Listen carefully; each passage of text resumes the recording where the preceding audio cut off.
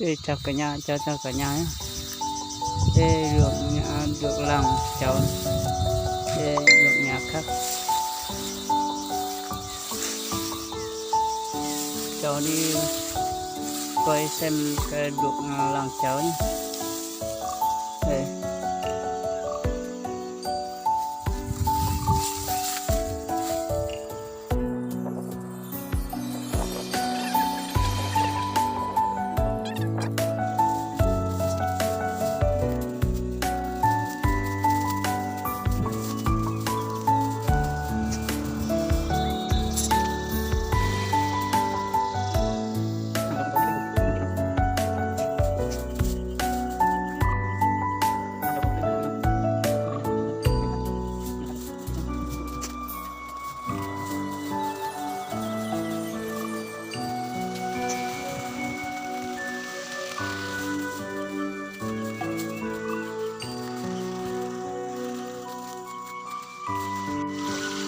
Đây là ruộng nhà cháu nhé.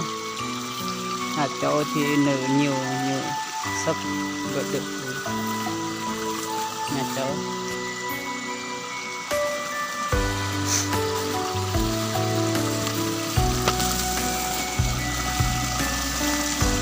Con chuột bắn hết rồi, chuột hết rồi.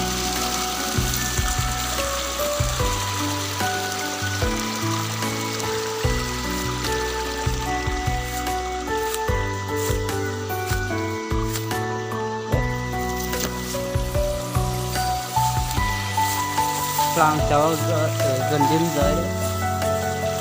Đây ruộng nhà cháu.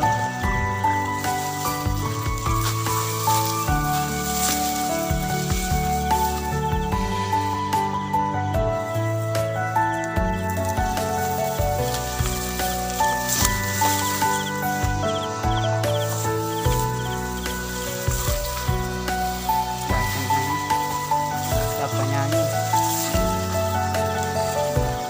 Lúc này không cần phải có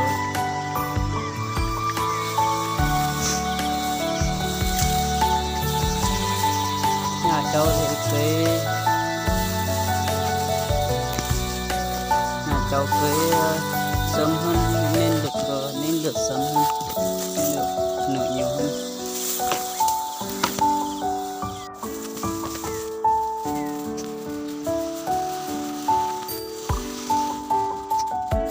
Nhà cháu thì có 3 chỗ gác, một chỗ ở đây, một chỗ, 2 chỗ ở dưới.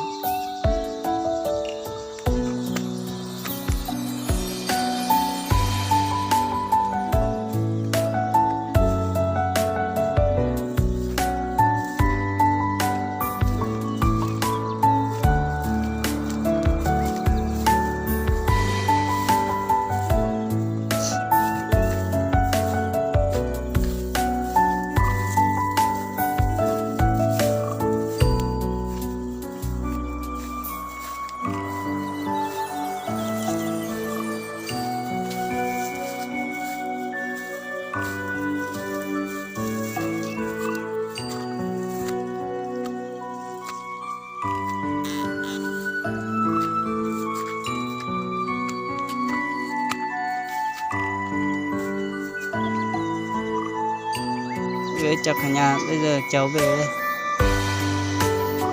Cháu về nhà cả nhà nhé. Nếu cả nhà thấy video hay cho cháu xin một đăng ký, một like, một chia sẻ nha.